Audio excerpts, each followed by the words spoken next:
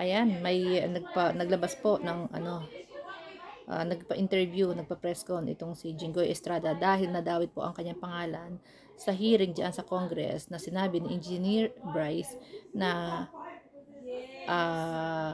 kumolekta nitong 2025 si Jinggoy ng 355 million and si Beng Ramos yung kausap.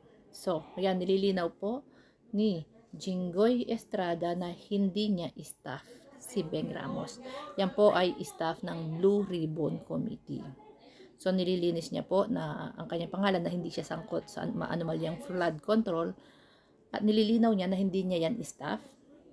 Kasi sinabi ni Engineer Bryce, staff ni Jinggoy Estrada si Beng Ramos. So, nilinaw po ngayon ni Jinggoy na hindi niya staff yan. Staff po yan ng Blue Ribbon Committee at inamin niya naman yan ay girlfriend ng kanyang staff. Girlfriend daw yan ng kanyang staff. Hindi ko alam kung girlfriend or naging girlfriend ng kanyang staff. Yan si Beng Ramos na nasa Blue Ribbon Committee naman. So ngayon, total naglilinis na rin ng sino ba to? Si Jinggoy Estrada. Dapat paharapin sa Senado sa hearing itong si Beng Ramos. Bakit idinadawit si Jinggoy? 'Di ba? Bakit si Jinggoy ang pinopront daw? Kasi sabi para kay Jinggoy eh. So, 'di ba? So, ang dapat nito kay Jinggoy Estrada, kung talagang sincere siya doon sa hindi siya sangkot diyan sa flood control, harapin niya si Beng Ramos, papuntahin niya sa hearing. Kasuhan niya, 'di ba? Bakit iniuugnay yung pangalan niya sa pagkolekta ng 355 million this 2025.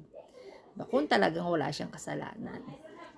Ito po medyo mapanuri tayo dito kasi hindi gaya nga po kagaya ng sinabi ni Vico Soto, hindi lahat ng mababanggit is akusado or guilty. Kasi nga hindi po natin alam kung nagsasabi sila ng totoo or hindi. Pwedeng ginugulo lang yung hearing, yung kwento, 'di ba?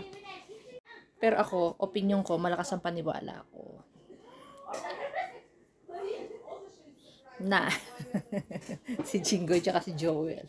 Kasi po, sino ba naman si Engineer Bryce na assistant lamang, 'di ba? Assistant lamang po. Ang mga diskaya pwede magsinungaling. And obvious naman, 'di ba? Inconsistent yung kwento ng diskaya.